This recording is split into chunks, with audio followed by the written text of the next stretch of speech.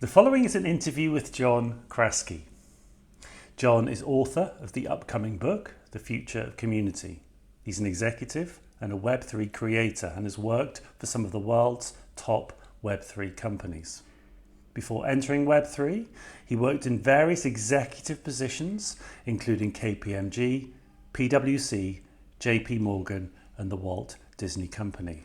He's the host of the NFT Heat TV show, and it was recently announced that he'll also be the host of the new TV show, The Future of Community. In this fascinating and wide-ranging interview, John touches on a lot of very interesting topics. He talks about his rise to 65,000 followers and how LinkedIn almost shut him down because he gained so many followers so quickly, they thought his account had been taken over by bots, but then of course they made him a LinkedIn top voice instead. We explore the notion of value, how to capture value and how to monetize value, particularly moving into Web3. How as we move into Web3 technologies where we will have ownership of the value that we create, there are far more opportunities for educators and other creators to actually be able to make a decent living from teaching online. He talks about how he believes that the Metaverse will open up a global audience for teachers and that there are a certain number of gaps in the education system that we really need to begin filling. And he mentioned things like branding, even teaching students how to create value on platforms like LinkedIn, and also personal finance. It's a really interesting discussion, a really wide-ranging discussion, and I hope you enjoy it. So without further ado, here's John Kraski.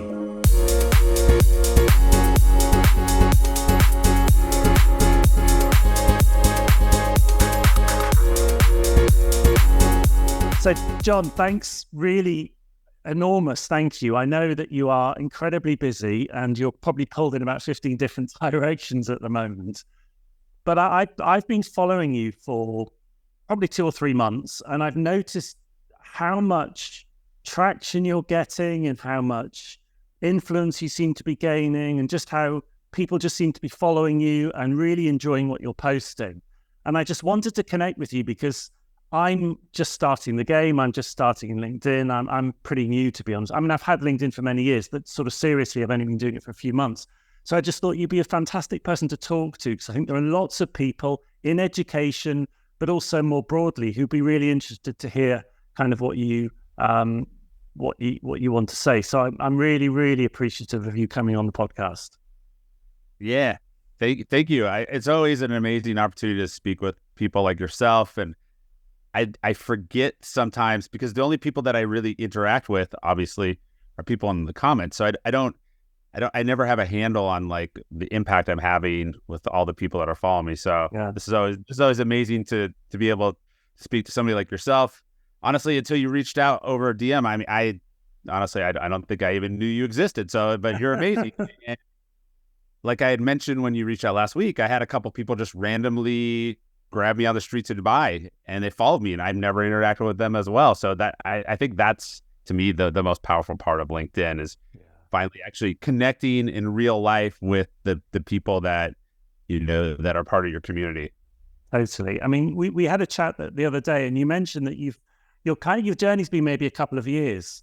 How did it start? So, I mean, how did you first sort of start taking LinkedIn seriously? And I guess over the last couple of years, what's happened as a result? Yeah. So like a lot of people, I mean, I'd been on LinkedIn for a while and just not active, just kind of a passive observer, used it more like a job search site. Because I think I've been on LinkedIn since when I was in grad school. So probably 2005. And then it just sat dormant for 10 years, just using it to look for jobs, never really doing anything beyond that. So like everybody, I started with 0 followers. But I'm pretty determined when I get onto something. So I think I manually added almost 10,000 people connections over 10 years. But that was a decade. That literally took a decade to get to 10,000. Yeah. And then when I got into the Web3 space in 2021, I really started to become more active in terms of posting content. I'd probably say since like 2018, 2019, I'd been trying to to figure out how to optimize and monetize LinkedIn, because I started to see a wave of creators that were starting to do that. And I was like, okay, this is pretty interesting, but I don't have the right message. Because I was at that time, I was still an executive in luxury interior design. I was just like, people don't want to hear about luxury interior design. It's just like, it's a bunch of rich people buying a bunch of expensive furniture. It's just not that interesting. Now that I know what to do, I could probably do that. But at the time, I just wasn't like, this is not the right entry point. So 2021, NFTs, Web3 were super hot. Obviously, we're kind of coming in and out of the pandemic. It just kind of took over the cultural zeitgeist. So I started posting maybe 3 or 4 times a week. Initially, it was more just articles that were in the press, and I was giving like a little commentary on it. But I started getting traction really quickly and started adding like a lot of followers. LinkedIn at one point shut me down because they thought I had bots on there because I was just adding followers quickly. But it also caught the attention of LinkedIn. One of their creator managers, they reached out and said, hey, we're really trying to find creators in the space. We want to sort of elevate them. So I became part of the LinkedIn creator program, which then helped me get a top voice badge. So it was kind of crazy how it all happened, but I guess it was the right place, right time. But I would say also there was a decade of failure to get to that point. I had been trying forever to kind of figure it out.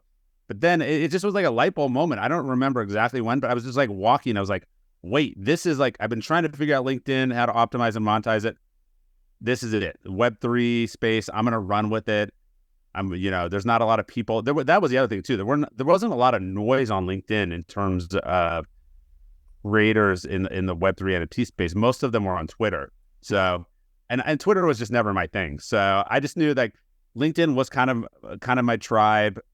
I knew it was my lane. So I was like, all right, I'm going to own this. And that's what I did. And now I've expanded what I talk about now. I obviously initially started with like Web3 NFTs, but I talk about the power of LinkedIn. I talk about my career journey, a lot of more inspirational type content. I do talk about AI. It is funny that you reached out about AI because I don't really know anything about AI.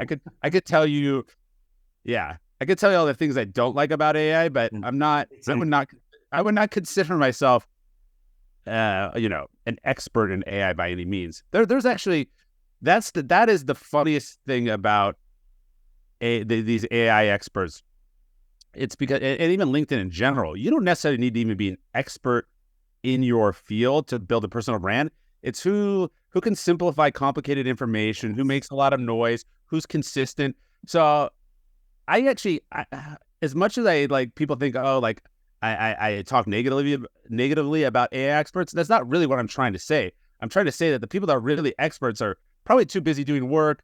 They got other things going on. They don't have any time, So it's more like just be careful about the information you're getting, because people that make a lot of noise and build a strong personal brand maybe aren't the most knowledgeable. But then on the flip side, people that are super successful building a personal brand maybe aren't the most knowledgeable. So I mean, it's kind of a double-edged sword. So that's the thing too. Like people that maybe you don't have as much knowledge in a particular field, that is not going to hold you back from building a strong personal brand. So I think the noise thing is, I totally agree with you. I mean, there is a lot, like there was 2 or 3 years ago with Web3 and with particularly crypto. If I kind of sit what was getting the hype was kind of Solana mooning and all of these kind of pump and dumps. And I mean, there was so much hype around crypto sort of 2-3 years ago.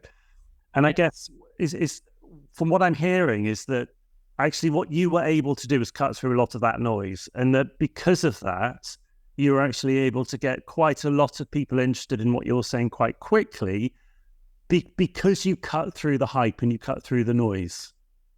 Yes. So, I knew that most of that initial 10,000 followers I had on LinkedIn, they were very much traditional Web 2 executives, worked at Accenture, JP Morgan, Disney, wherever. So I knew that if I was going to take my audience on this journey, I needed to be thinking about it from their perspective, because I was also the same way. Like I said, I had spent the previous decade in luxury interior design. I was not a techie at all. And I really wasn't part of the crypto thing. When I got into the NFT space, I didn't even really know what crypto was, NFTs, none of this. I didn't know any of it. So I was like, I'll be sort of that bridge to take these people from Web 2 to Web 3 and think about it like the way they're thinking about it. So that's always the lens I've always looked at it. Like, how would the barista at the coffee shop look at Web 3 or AI? How would the Amazon driver? Because that, at the end of the day, is your customer. And I think that's where crypto, Web 3 have basically failed still to this point. They're trying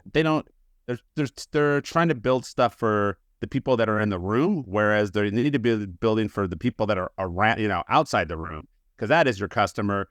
That is why AI has taken over the cultural zeitgeist, because, ChatGPT was sort of that mass adoption model where, hey, like everybody can do this, because at the end of the day, the onboarding was basically like, if you know how to Google, which most people do, then you know how to use ChatGPT. I mean, ChatGPT is just it obviously does a lot more than just spitting out information, but I mean, you have to know how to prompt it. But I mean, it's basically advanced Googling. So I mean, it was the same user journey that people have with Google. So that's why it was easy for people to adopt it. And I don't think crypto or Web3 has created any type of product that has that kind of simple onboarding. Because I think you need to create something that literally takes less than a minute for somebody to just understand. Yeah, no, I think that certainly, I mean, I was one of those people that got very, very into crypto and blockchain a few years ago, about exactly the same time that you did, actually, and got extremely really right down the rabbit hole. And I invested in portfolio, and it gained and it dumped, and, I've still got it, and goodness knows what I'll do with it. I mean, I think a lot of it's worthless. But I think what you just said there is absolutely critical. It's that there's immediate utility. I use AI for lots of the stuff I do on a day-to-day basis. I never used any crypto. I mean, I think maybe I paid for something once with Bitcoin, maybe, I can't remember, but that was it. Yep. So I think maybe that's the difference for a lot of people now. They actually are seeing some utility in AI. A lot of it's crap, but there's a lot of utility in AI that maybe right now, as I say right now, I don't mean in the future, but right now, there isn't necessarily that much utility in blockchain. Right. There's not. And I mean, I think blockchain actually, I mean, like Home Depot has been using IBM Hyperledger for years. And there's a lot of, I think it's a lot of the great use cases for blockchain are probably like back office type stuff, will help you, with supply chain, help you save on expenses and things like that. It's not as sexy as like when we first got into the NFT space, creating Bored apes. Bored apes and things like that. I guess those are more revenue generating. So, but I think blockchain's here to stay for sure. It's just, I don't know if most people though will. I don't know what products. I think it'll be integrated into products that are solving other problems for people.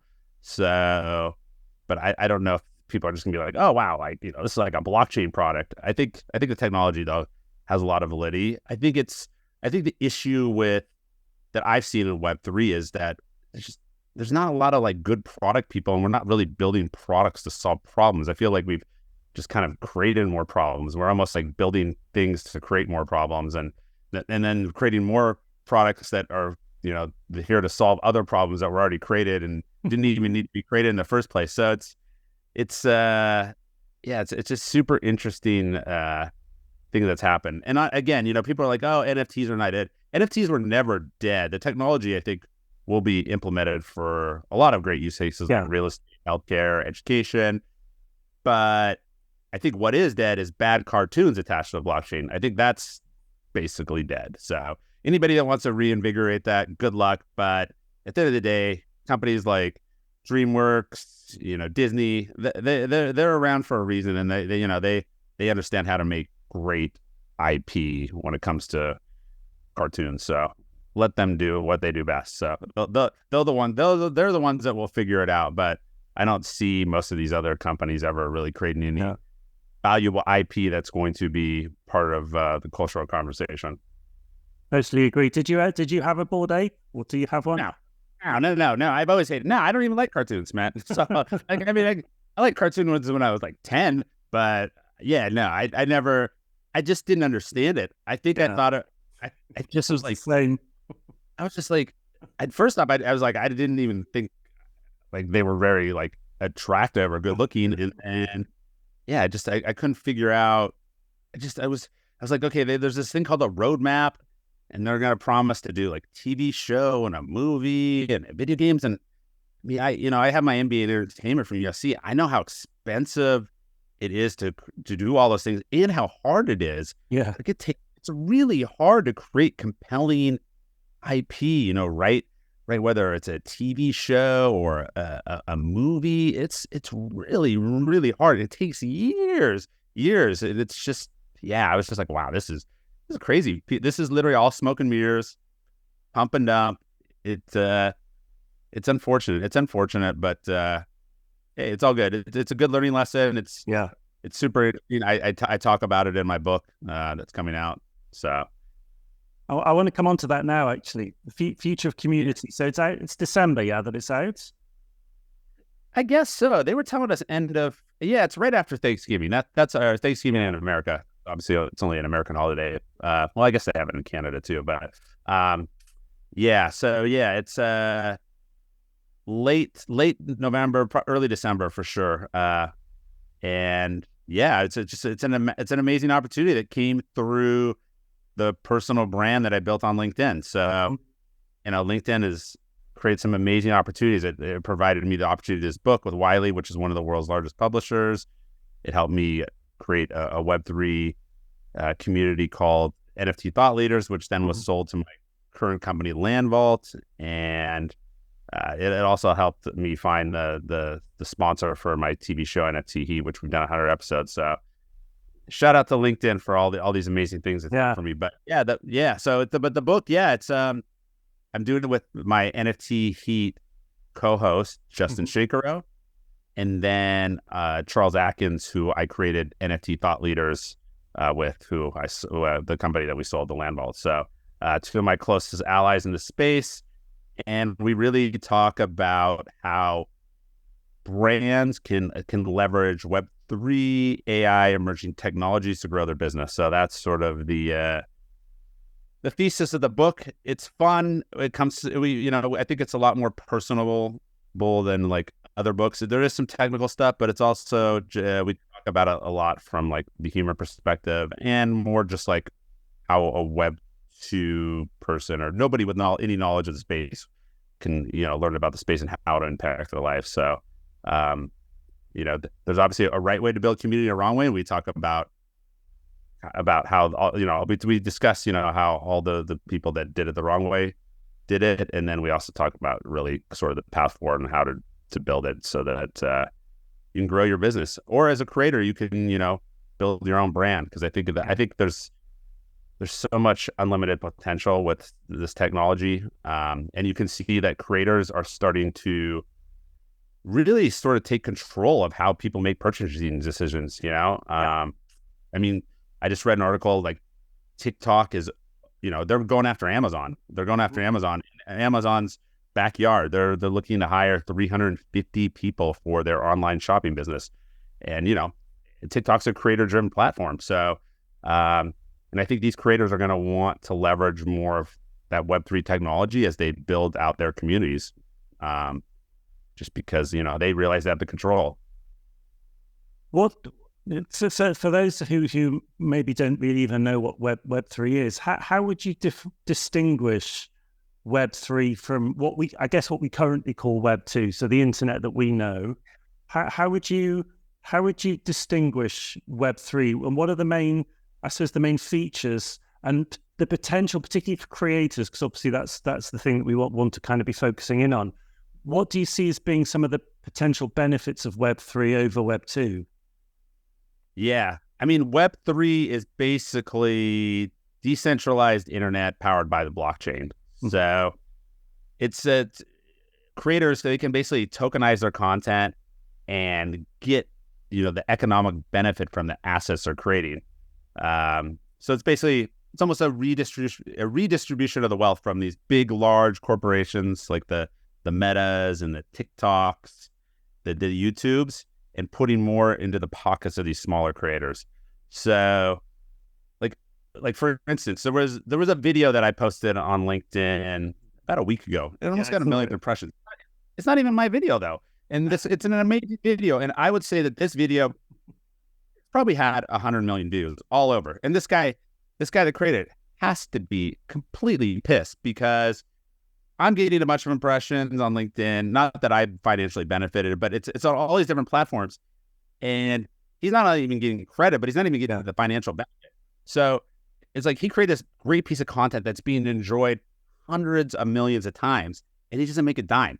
Yeah. That's what Web3 is here to solve. It's like, hey, like I created this great piece of digital content, whether it's a video, whether it's music, whether it's a picture, whatever it is, and putting money into his pocket. Because if it's attached to the blockchain, then it knows who's the one that created it, and then he can actually get, you can build in royalties. I mean, that was the whole like vision of Web3 for creators to start to get, financially, incentivized to create content and to reap the rewards. Because right now in this Web2 world, you create a piece of content, the video, whatever, it's out there, and then it can just be shopped around left and right, and people are looking at it, and the creator is not getting,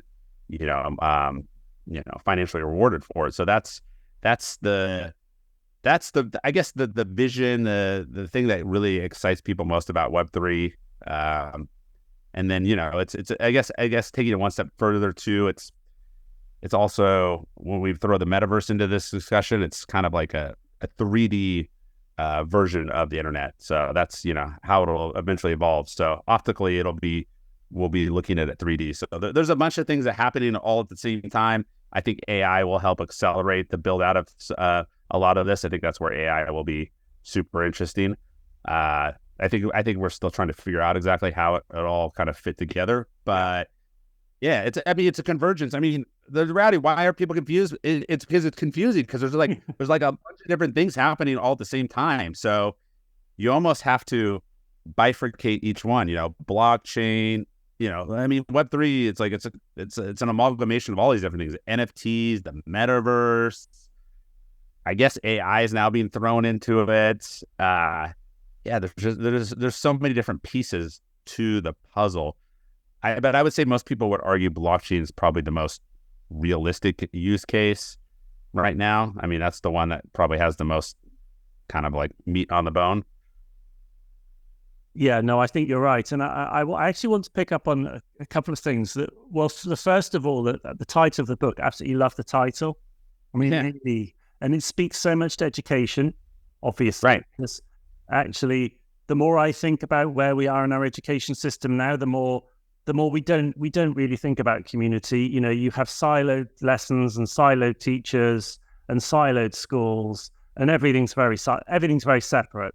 And actually, right. we need to move towards that sense of community. We need schools to be like true community hubs. So I'm just really keen to get your take, because you mentioned when you talked about, how Web3 is going to impact on so many sectors, and you mentioned education. How do you think, and again, none of us know for sure, obviously, but what are your thoughts on how Web3 and decentralization might have we hope, a positive impact on education? Yeah. Well, as you know, I mean, I think the first thing is to solve is most educators, they're not paid super well, right? Mm-hmm. So, I mean, that's the biggest issue, especially, I know in America, I don't know if it's different, but I think in most countries, the educators just aren't compensated super well. Yeah. So the people that are the most talented, I think they struggle sometimes because they're really smart. They want to help people. Yeah. But yeah, they can barely pay their bills, right? So I think Web3 just at a baseline is going to provide potential new revenue streams to allow them to continue to educate and really make the world a better place. So, these educators, they create whether they create courses, they create textbooks, whatever that is. I think the Web3 world is going to open them up to being able to create new revenue streams from this amazing content they create, right? Because right now, if you're an educator, I guess, even if you wrote a textbook, I mean, that can get passed around and whatnot. But if they actually create a course or a digital textbook, I mean, it can be attached to blockchain, I guess, just like I talked about the video with the AI video. I mean, this will allow them to reap the rewards of the amazing content that they're creating. when I worked for NFT Genius, it was a Mark Cuban backed NFT technology platform. He actually was super big on textbooks.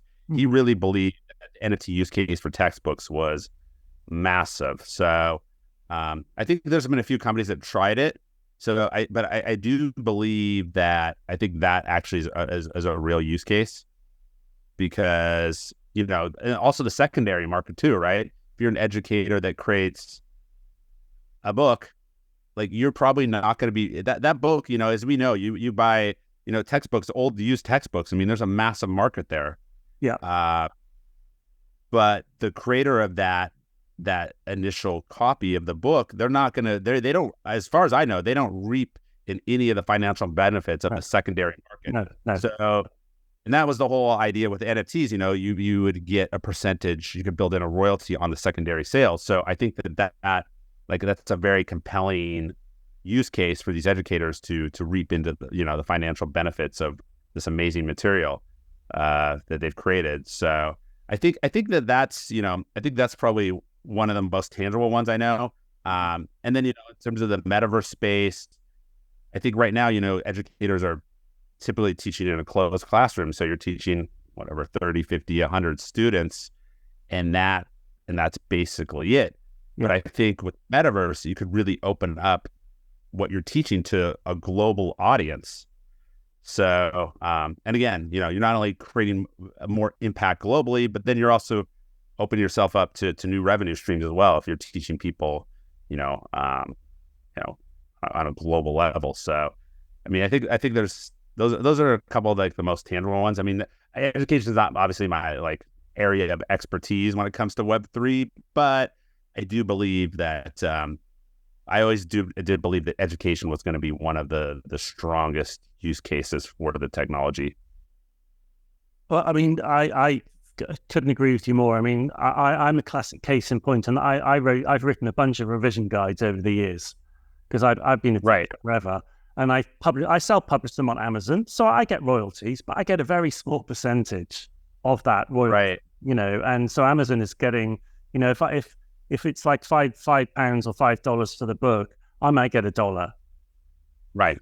So, but what you're saying, and this is really interesting. So what you're basically saying is that what we will be able to do through, I guess, some sort of smart contract, is that we will be able to have the provenance of the book that we create, or the video that we create, will actually be owned by us, like an NFT, and that actually, or it could be 3 or 4 removes, it could be passed on and repurposed, and the content could be revised, and it still will come back to us. So whenever anyone pays for value, some of that will come back to us. Yep, exactly. Yeah, I mean, you'll be able to create a revenue stream in perpetuity if you want. So, yeah, I mean, it's really powerful, because I definitely remember when I was in college. Yeah, I mean, it was used textbook market was massive. Massive. So, I mean, I think the only person that's benefiting from that is the actual company that's buying and selling the used textbooks, but the actual creators are completely left out. And I mean, creators have been left out for a while. So I think it's really a rebalancing of wealth and power for creators, because creators are powering the internet for the most part. I mean, it's, because the internet's content, it's information, and creators are getting a very small piece of the pie. So I think there's an opportunity. You see, obviously, Twitter and now X starting to pay their larger creators. They understand that there is a shift happening. So I think they're trying to get in front of it and start to incentivize them. I mean, it's obviously they're not, I don't know if they're leveraging any Web3 components yet, but they understand that Web3 is going to become part of the conversation. So I think they're trying to get in front of it and keep those good creators on the platform, because they realize good creators on the platform just drives eyeballs, drives advertising revenues. And I mean, I think you have to, when we talk, in our book, we talk about that, the creators they're starting to have more power. So you need to address it, whether it's compensating them like X is doing, or creating platforms with the technology to financially incentivize them to create content there. So I think things are starting to slowly shift there. I don't know if we're 2 years away from that, 5 years away from that. I don't know where we're at, but things are definitely shifting that way. Because you even saw with Amazon now too, they're paying TikTok creators to create videos to promote their products. So okay. Yeah, because I mean, so creators have the power for sure. These brands realize these creators are the ones that are pushing customers to the products. So at the moment, because I think for educators, well, anyone who creates value, let's face it, it doesn't actually matter whether it's a teacher creating educational value or it's someone creating entertainment value. It doesn't matter, because actually what we're talking about is an individual creating something that someone else wants to consume and is actually happy to pay for.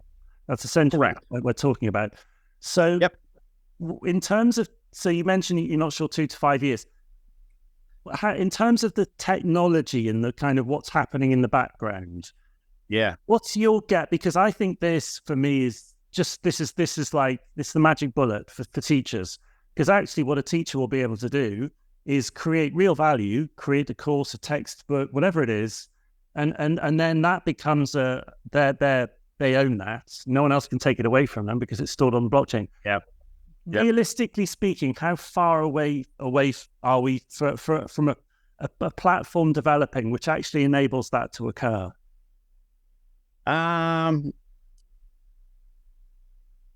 I think 3 to 5 years is probably realistic, because I think AI still needs to kind of figure out its lane in terms of everything, and then you have quantum computing.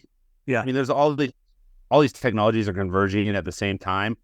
I think 3 to 5 years is probably about the right place, because I mean, what 3? We've already been 3 years into the cycle, and I don't know how far we moved the needle. I mean, on the Metaverse side, all the brands want to be in Roblox and Fortnite. They're not, which are completely Web 2. So, I mean, look at how much progress has happened there. They tried to go super decentralized metaverses. No brands or consumers wanted it. Terrible user experience.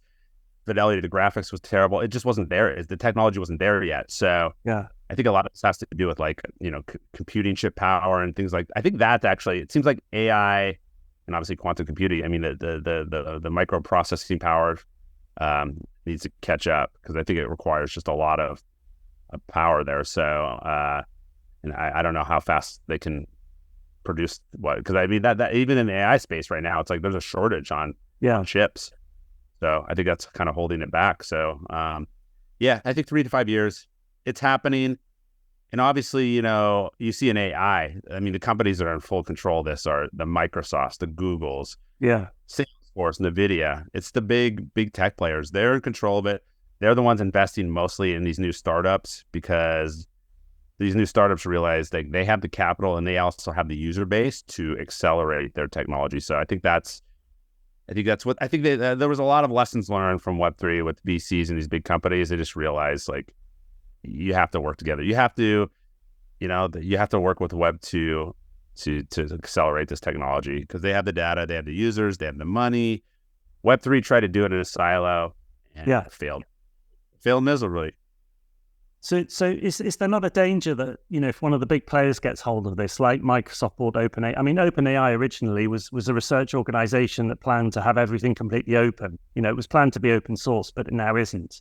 Is there a danger that if some of a Google or a Microsoft or an OpenAI or an NVIDIA get hold of this underlying technology and then seek to be the ones that accelerate the progress, that actually we might lose some of the potential for decentralization? There seems like there could be a bit of a tension there.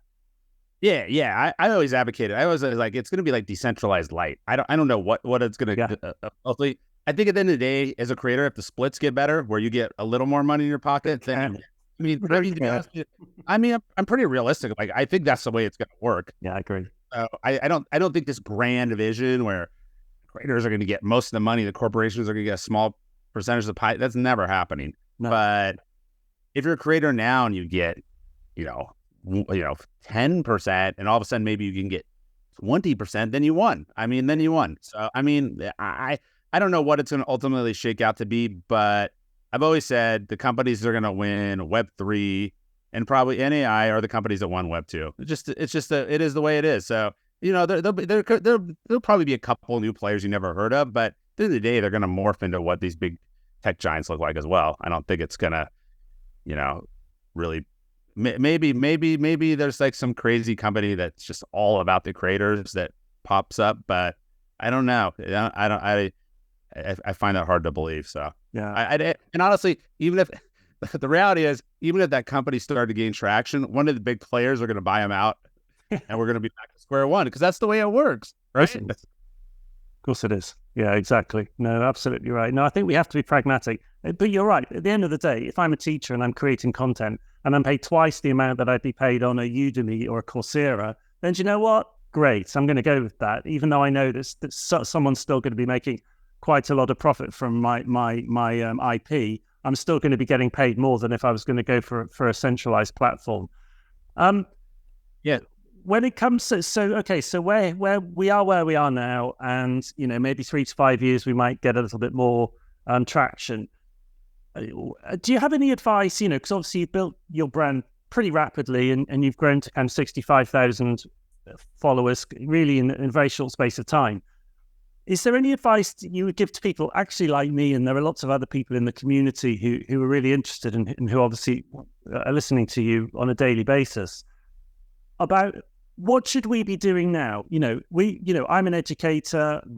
Some of the people that follow me and that I follow, we're all part of this community. We're all interested in AI. We're all interested in blockchain. What should we be doing now to start building our brand over the next few years so that when the point comes where we can start to properly monetize it, we're in a really good place? Absolutely. Great question. You should start now. There's no better day. There's no reason to wait. So there's absolutely no reason to wait. I think you need to have the fundamentals. You need to understand, it's like going to the gym. If you don't know what machines to use or how to use them, then it's going to be very hard to be motivated to continue going there and build confidence and momentum. So there's obviously resources on LinkedIn. There's a lot of people. There's a lot of people trying to sell you courses, and the prices are, I think the range is wild. The range is wild. The best course is that I've seen is $150. It's Justin Welsh. Mm-hmm. Hands down. Highest impact, best value. It's all you need. And I would say a lot of these people that are charging thousands of dollars for classes are just using his stuff and recycling it and then putting like a 5-10x like markup on it. It's insane. Like, it's just crazy. You can go right to the source. So I've leveraged his coursework. I think it's been around 4 or 5 years, so maybe longer, but I've been following him. But you can even follow him. I mean, even if for some reason, even if $150 was too much, following creators like him, he's amazing. Big fan of Justin's. There's a Sahil Bloom. Yeah. There's Ali Miller in the AI space. It's amazing. There's, I would pick 3 to 5, maybe up to 10 different like creators. Yeah. Some ones like the Justin Welsh's, the Ali Millers. There's Alex Hormozy too. He just came out with a book. So I don't follow him a ton. I'm not like a massive fan of his, but I have people that swear by this guy. So, but I would say pick 5. The reality is like different creators speak to different people. So, but there are big creators out there that I think will speak your language. Follow them and pick us maybe even a couple small ones that maybe are just starting to grow their audience. I would say I'm more on the smaller creator side. So I'm not really trying to sell a course or anything. But yeah, pick maybe a couple smaller creators that you also like. Follow them, kind of see what they do. I mean, there's a method to the madness. I mean, I wouldn't say like copy them exactly, but they use kind of templatized formats. There is a method to their madness. So all the top creators are typically iterating off of one another. So they're all kind of using similar formats. Yeah. But I think that's a good base. Start there just to kind of get your feet wet, but then you need to kind of morph, which I've done, and start to create more content that's in your own voice and your own. And those are typically actually the posts that will do better, the ones that are just more organic and real to the way you think, the way you talk, the way you act. And I've started to leverage, I started mostly with written, but now I do a lot of videos. That's Yeah, I've noticed that. You've changed a bit. You've shifted a bit. Yeah, I just got bored. And, Yeah. and I wanted to fight against the AI noise too. So I always thought video content was a better way because it's you. It's just you in front of camera talking. And people resonate with that as well. So I think, yeah, I would say if you were looking to invest any money into any kind of course, and I trust me, I don't get paid by Justin Walsh, but it's like $150, best money you'll ever spend if you're really committed to it. I just think he really breaks it down. It's maybe 2 hours of videos. He makes it really easy, simple, impactful, and that gives you the foundation to then really get out there. He also, LinkedIn has a ton of resources too. So, I mean, you could theoretically go on to LinkedIn as well. I think LinkedIn Learning has a bunch of classes and things like that, and PDFs on how to optimize your profile and all that. So all the information is there. I would say if you don't want to put any money out, then LinkedIn has a lot of those resources as well. Following content creators with massive followings that are doing well. And then, yeah, I think that'll give you the basis. But I mean, if you've never posted before, just get one out a week, get one out a week, just get it out there. Just A/B test. You're constantly iterating. Not all my posts are like home runs, and there's a lot of learning, but I think you need to get out there. I think if you don't want to, if you still don't have that confidence and momentum, I just don't want to post this week, I'm not ready. Well, then start interacting in the comments with creators like myself, whoever. I mean, one of the people that I as like one of the top voices in the Web3 space, he rarely posts, but he comments all the time. He's very engaged. So you can get it, I would say, get in the comments of those creators and to have some thoughtful comments and get engaged that way. And you can start to slowly boost your profile that way too. It's low lift. You're not taking a bunch of risks, but you can start to just get your name out there. But I mean, I noticed because I respond to all the comments the first day of a post. So I pay attention to the people that are commenting, and I always value that. So it's a good way to start to build your brand, build your name, start to build connections. But yeah, I think it's to have the foundation and then confidence, momentum. Once you have that going, then you'll become unstoppable because, speaking to the educators, the guy, Justin Welsh, he was like in software sales before. He was just a typical tech exec, burnt out tech exec. He wanted to do something more, make more of an impact. And his course, I mean, he's got a basic just LinkedIn course. He's generating well over 7 figures a year from that. So there he goes. And he's making through LinkedIn. So he publishes the course through LinkedIn. No, he doesn't. No, he uses LinkedIn as his top of funnel. So top of funnel. No, he has a newsletter. You could just access the course through, obviously a link on LinkedIn or, that's it. I mean, he has almost no operating expenses. It's just him kind of on social. I think Twitter and LinkedIn are his main platforms. He's starting to do Instagram, Threads a little bit too, but I think LinkedIn and Twitter are where he's pretty much most active. So yeah, that's it. But I mean, he's, I'm not saying everybody's gonna be making 7 figures from the course, but as an educator, you could theoretically create a meaningful, 5 to 6 figure revenue stream very quickly with your content. Because obviously you're educators, how to create content, how to create courses. So take that skill and create something that can be enjoyed by not just, your just core audience. I think that's the power for an educator. You already know how to create courses, and, people are willing to pay. There's, like I said before, there's people that are literally selling the same stuff as Justin Welsh, and they're charging $1,000 to $2,000 for the same. So the pricing is all over the board.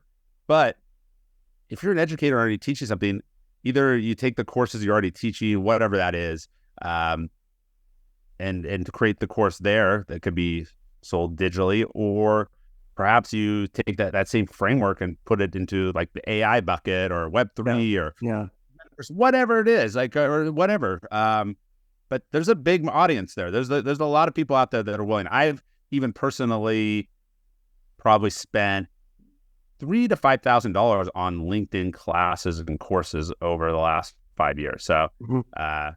yeah, because I saw the value, because I think there's a lot of gaps in the traditional educational system that can be filled. And that's, I think LinkedIn, I mean, it's crazy. I would say LinkedIn should be something that should be taught to every high school, college student. Such a valuable thing, but it's not taught. And there's a bunch of other things, personal finance. I mean, we can go through a list of things that are big gaps, and I'm sure teachers know those gaps. So why don't you already know that there's these gaps? So create those courses, fill in the gap, create these new revenue streams, and you could still teach. If your true passion is going to a classroom every day, or teaching in that manner, well, you can still do that, but create some other revenue so you can actually live comfortably. Yeah, the notion of personal branding is something I've been talking about this a lot, that we should be teaching students how to brand themselves, because we talk about the digital footprint, we have done for a long time, but it is very much the case of whatever you're doing online, what you're posting online speaks to you, and it's actually quite hard to get rid of it. Once it's there, it's quite hard to remove it, particularly with Web 2. I think maybe with Web 3, when we have more provenance, more ownership of our content, then maybe we will have more control about removing stuff that maybe some sort of posts that we did when we were younger that maybe we regret as we're older. But I think we are our brand, and I think this is why I wanted to talk to you.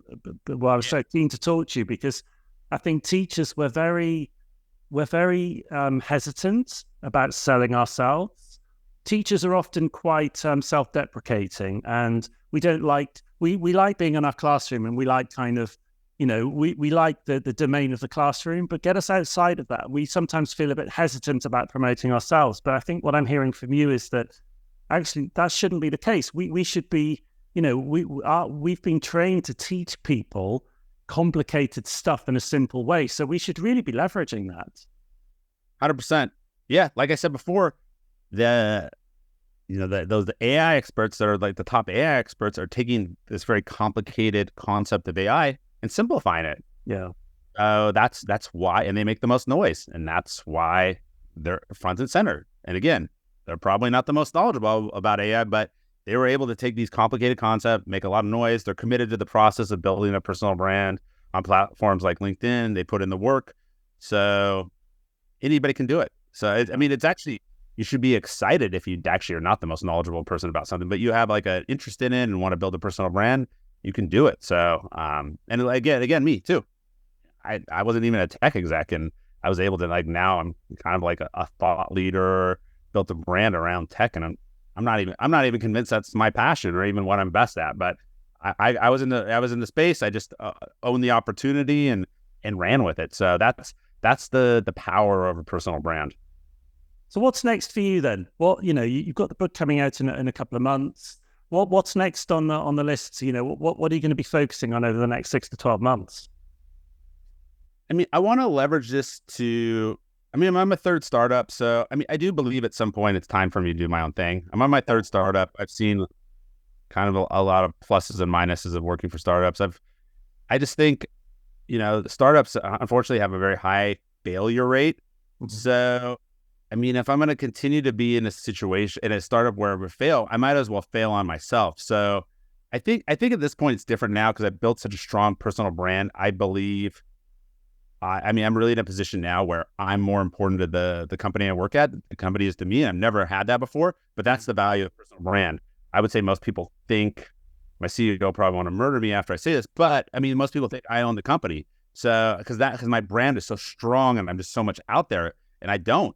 So, but I've done such an exceptional job, and now I've created this brand. I have the relationships too, which is the most important part. I have those key relationships. So I think it's like exploring, doing my own thing. I have the book. The book is a perfect opportunity for me to kind of launch my own thing. So I think that is something I'm really heavily exploring. And then 5 years down the line, I probably want to be doing nothing even closely related to technology or whatever. I've always thought about politics. I think I want to make a bigger impact. Yeah, I built a community Web3. It's been fun. The whole impetus was to help inspire people. And I've done that in this small niche space, and maybe I'm helping people outside the space, but I think I want to make that impact bigger. So that's always something I've thought about doing. And I think now I've I've done it on this kind of small scale, and I want to take it up a notch. So I think that's where eventually I'll head. Yeah, well, look, I think it's been a real pleasure. I mean, I've certainly learned a huge amount just in the last hour from you. I'm really looking forward to seeing what you do next as well, because I think you've got a really interesting proposition. I think you're very original and a very, very strong voice, one of the strongest on LinkedIn. Thank you. You speak in a way that no one else does right now, and I really appreciate that. Even some of the stuff you say on LinkedIn about AI, and also the post you did a few days ago where you're basically, what the hell's going on LinkedIn? Why am I not being paid? Those sorts of things. People will listen to that, and I think that's when you've got a voice, you needed to use it for good. So thank you. Really, really appreciate the time you've taken, and I look forward to maybe we can connect again. I'm going to be in Dubai in a month or so's time, so let's go and grab coffee. Thanks, John. All right, absolutely. Looking forward to it. Thank you so much. Bye-bye. Bye. Bye.